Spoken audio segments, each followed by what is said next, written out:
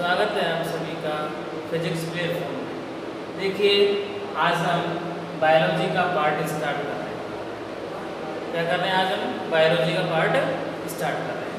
तो बच्चों, सबसे पहले जो बायोलॉजी वर्ड है, जो बायोलॉजी वर्ड है ये ग्रीक भाषा का शब्द। बायोलॉजी क्या है? ग्रीक भाषा का शब्द है। और ये जो बायोलॉजी है ये दो वर्डों से मिलकर बना है। बायोलॉजी में ये जो शब्द है दो वर्डों से मिलकर बना है। कैसे? नंबर एक है इसमें बायो, बायो और एक है इसमें लॉजी। तो बायो मीन्स होता है लाइफ,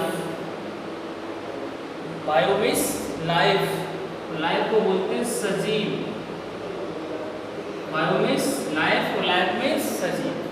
लॉजी दूसरा वर्ड क्या है इसमें? लॉजी। और लॉजी का मतलब होता है टू स्टडी, टू स्टडी।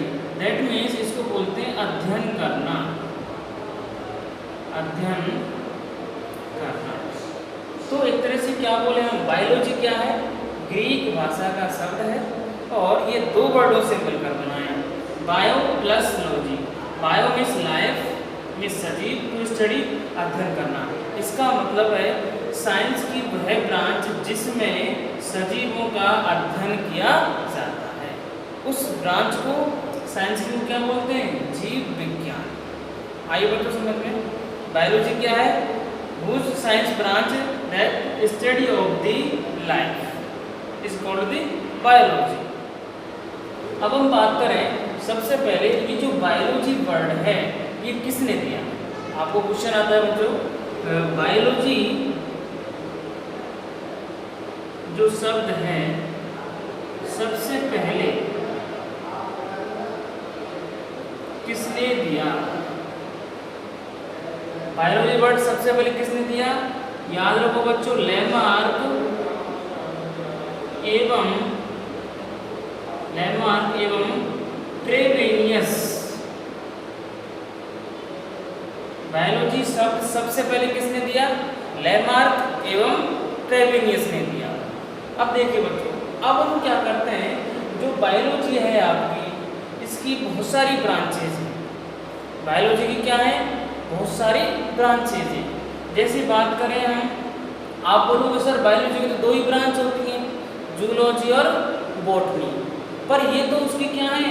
मुख्य ब्रांच है। इसके अलावा भी बायोलॉजी की बहुत सारी ब्रांच है। जैसे हम बोल सकते हैं इसको न्यूरोलॉजी,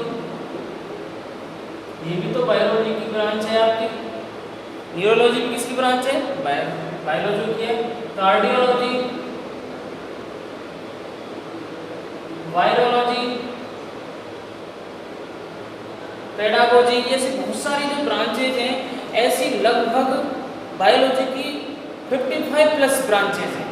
तो आप ये नहीं कह सकते इसमें से कि ब्रांचेस की इतनी, बायोलॉजी की इतनी ब्रांच है। हाँ, ऐसा बोल सकते हो इन सबको मिलाकर इस बायोलॉजी को दो भागों में बांट दिया गया है, जिसको आप बोलते हो जीव विज्ञान और जंतु विज्ञान। दैट मीन्स जूलॉजी और बॉटनी। आइए बच्चों समझ में, तो बायोलॉजी की कितनी ब्रांच है? बहुत सारी ब्रांचेज हैं, आप स्पेशली नहीं बोल सकते। पर बायोलॉजी की मुख्य ब्रांच कितनी है? दो ब्रांच। आई बात समझ में? तो वो दो ब्रांच के बारे में हम अध्ययन करते हैं। इतना समझ में आ गया बायोलॉजी का मतलब क्या है? ग्रीक भाषा का शब्द है, बायो मीन्स लाइफ होती है और इसका लॉजी मीन्स क्या होता है? To study. तो सजीवों के बारे में अध्ययन करना विज्ञान की वह ब्रांच क्या कहलाती है? जीव विज्ञान कहलाती है। अब देखिए इसमें क्या करते हैं, बायोलॉजी का मतलब सजीव से ही है। अब अपने इस जगत में कुछ वस्तुएं या कुछ पदार्थ ऐसे हैं जो निर्जीव भी हैं। सभी तो सजीव भी नहीं और सभी निर्जीव भी नहीं। तो सजीव और निर्जीव, तो इसमें हम किसका अध्ययन करते हैं? सजीव का। तो मैं अगर आपसे क्वेश्चन पूछता हूँ कि सजीव एवं निर्जीव में ऐसा क्या डिफरेंस है जिसके कारण हम सजीवों का अध्ययन किसमें करते हैं? जीव विज्ञान में करते हैं। तो ऐसा कुछ पॉइंट हैं जिसके कारण हम क्या करते हैं? इन सजीवों का अध्ययन करते हैं। क्यों? वो अगर कोई भी वस्तु सजीव है या निर्जीव है, तो उसके लिए कुछ ऐसे शक्ति हैं या जिनको हम शब्द बोल सकते हैं, जिसके कारण हम बोल सकते हैं वो सजीव होगा या फिर क्या होगा, निर्जीव होगा।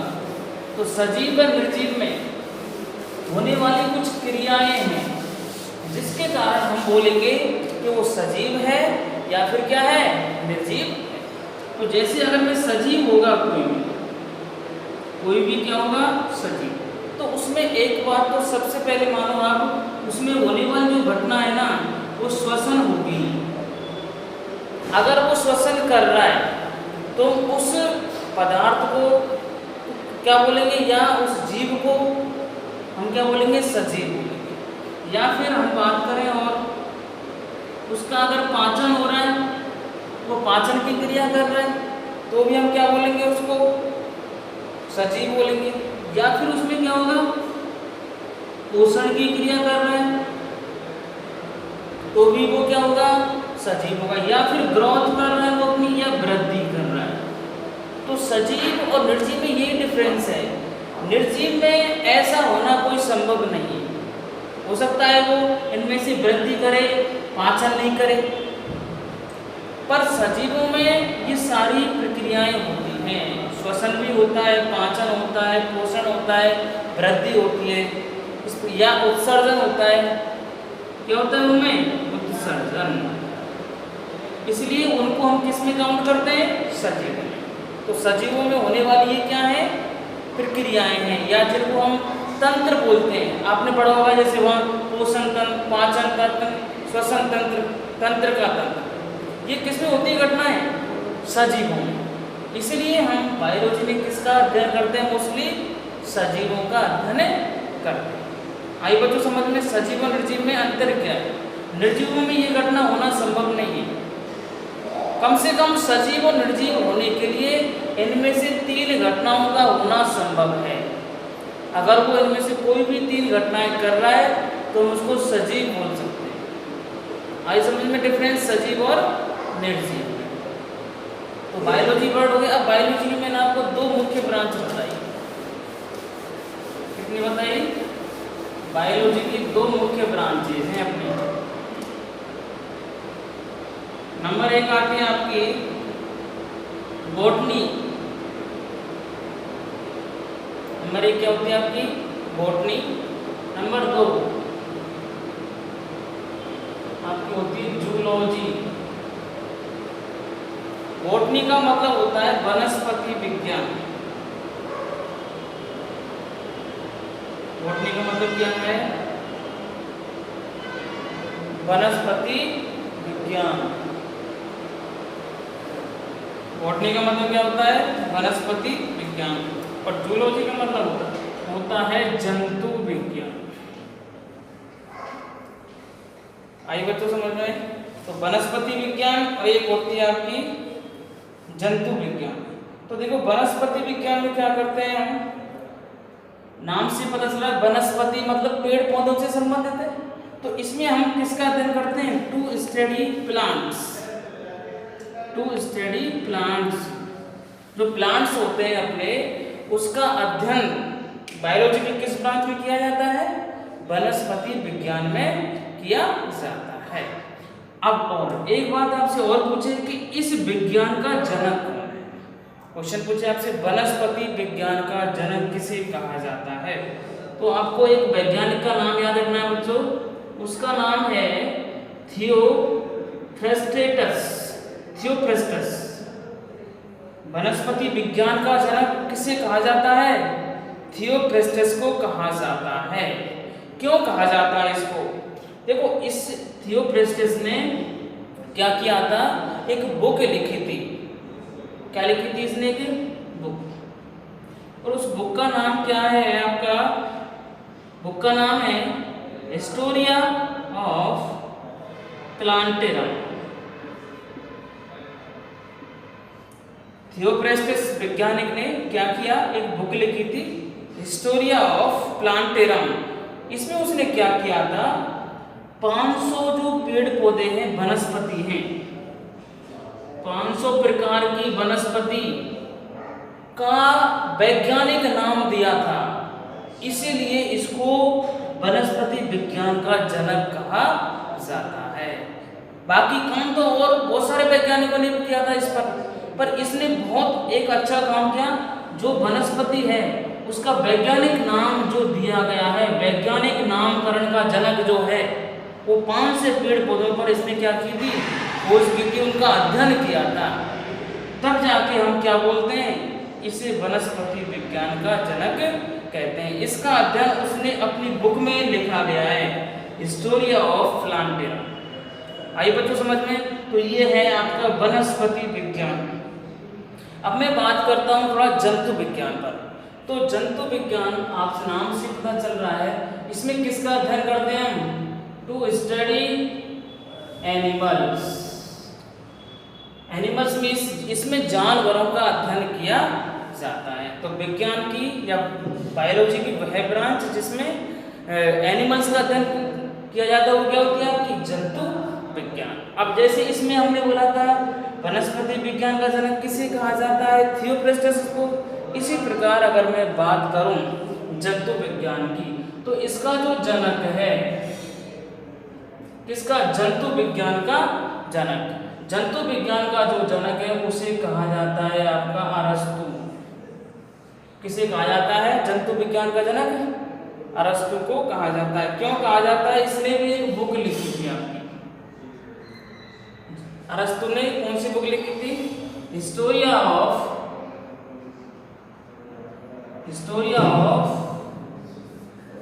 एनिमेलिया।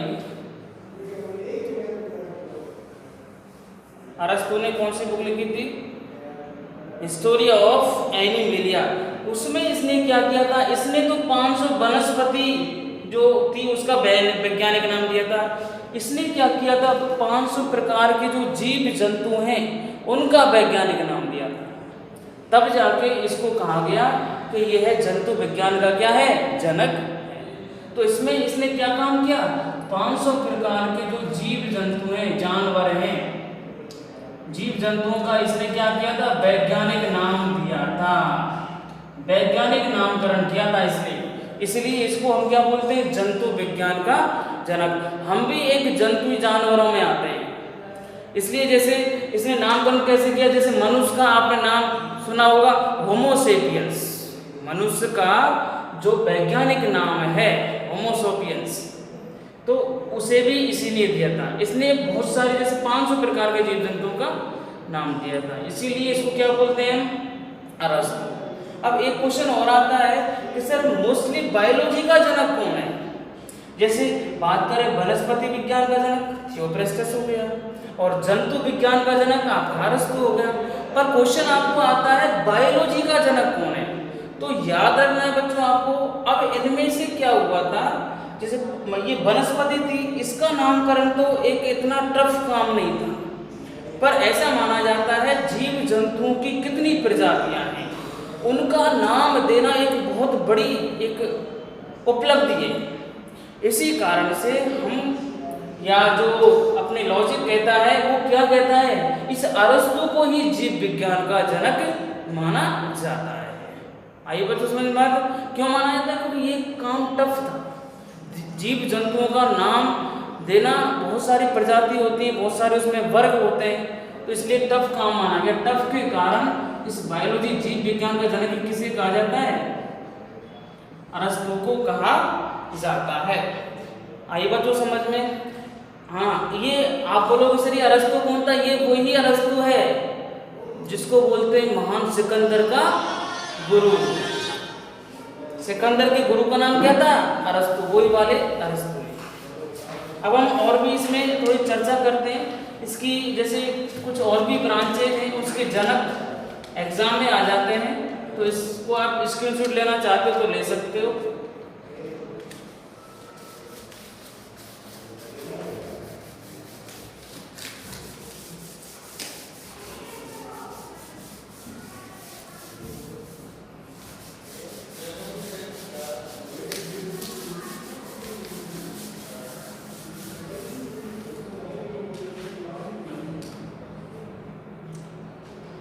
अब मैं बात करूं आपसे जैसे कुछ कोशिका के बारे में,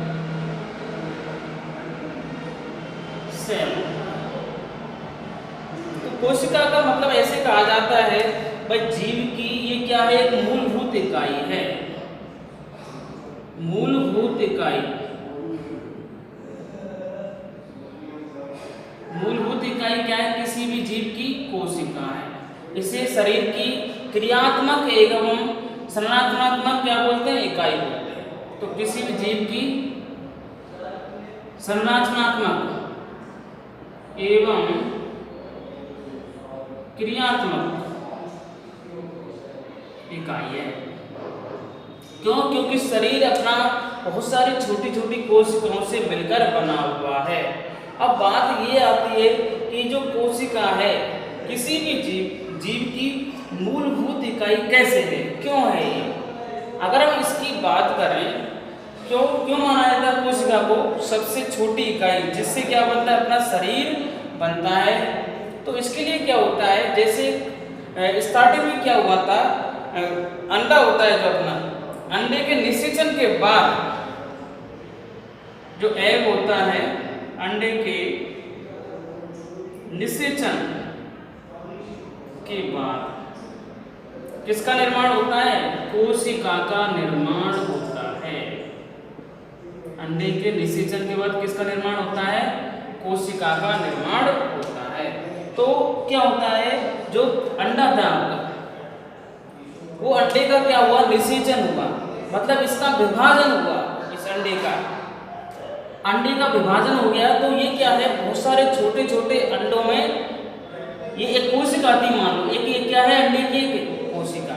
क्यों? अंडे के निषेचन के बाद किसका निर्माण हो रहा है, कोशिका। तो ये बहुत बड़ी कोशिका है।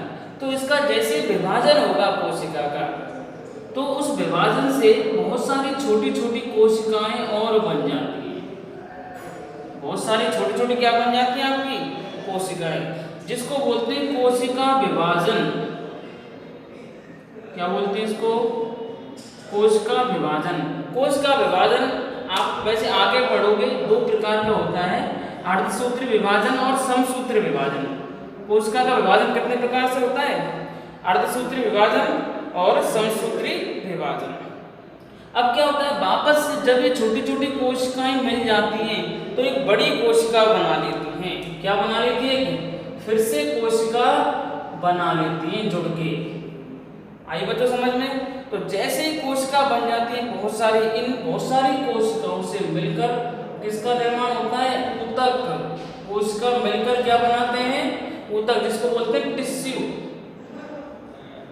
क्वेश्चन आ जाए आपको, बहुत सारी छोटी छोटी कोशिकाएं मिलकर क्या बनाती हैं, ऊतक का निर्माण करती हैं। और बहुत सारे ऊतकों से किसका निर्माण होता है, अंग का। बहुत सारे ऊतक मिलकर किसका निर्माण करते हैं, अंग, जिसको बोलते हैं ऑर्गन्स। बहुत सारे ऊतकों से मिलकर किसका निर्माण होता है, अंग का। अंग मिलकर क्या बनाते हैं, ऑर्गन सिस्टम, जिसको बोलते हैं अंग तंत्र,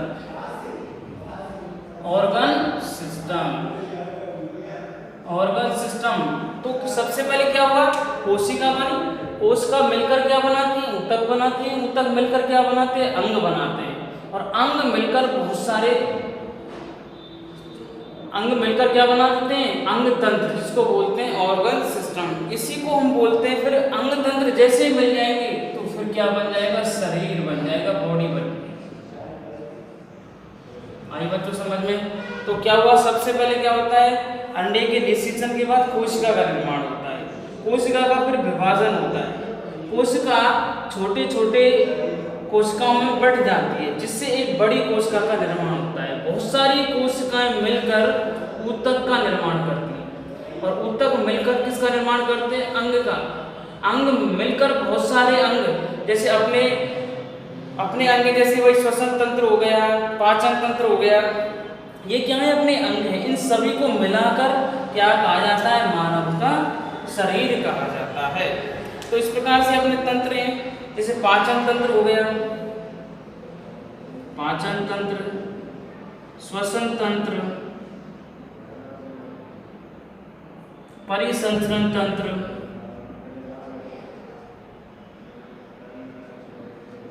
आइए बच्चों समझ में? इस प्रकार से बहुत से और भी कंकाल तंत्र, ऐसे बहुत सारे तंत्र हैं जिनको बोलते हैं अंग तंत्र। इन सभी से मिलकर क्या बनता है, मनुष्य का शरीर बनता है। तो इस प्रकार से ये क्या हो गया आपका, इसीलिए हम क्या बोलते हैं, कोशिका को संरचनात्मक एवं क्रियात्मक इकाई बोलते हैं। तो ये हो गया आपका एक तरह से बायोलॉजी का स्टडी, जैसे बोलते हैं इसको हम एक तरह से इंट्रोडक्शन ऑफ बायोलॉजी। अब हम बात करें जैसे ये जो जीवधारी है अपने, इनको कितने भागों में बांटा जाए। जैसे अपनी इस पृथ्वी पर बहुत सारे जीव हैं, वो जंतु भी हो सकता है और पादप भी हो सकता है। इसको एक बार देख लो आप। तो कोशिका हो गई आपकी मूलभूत इकाई, जिसको बोलते हैं संरचनात्मक एवं क्रियात्मक इकाई।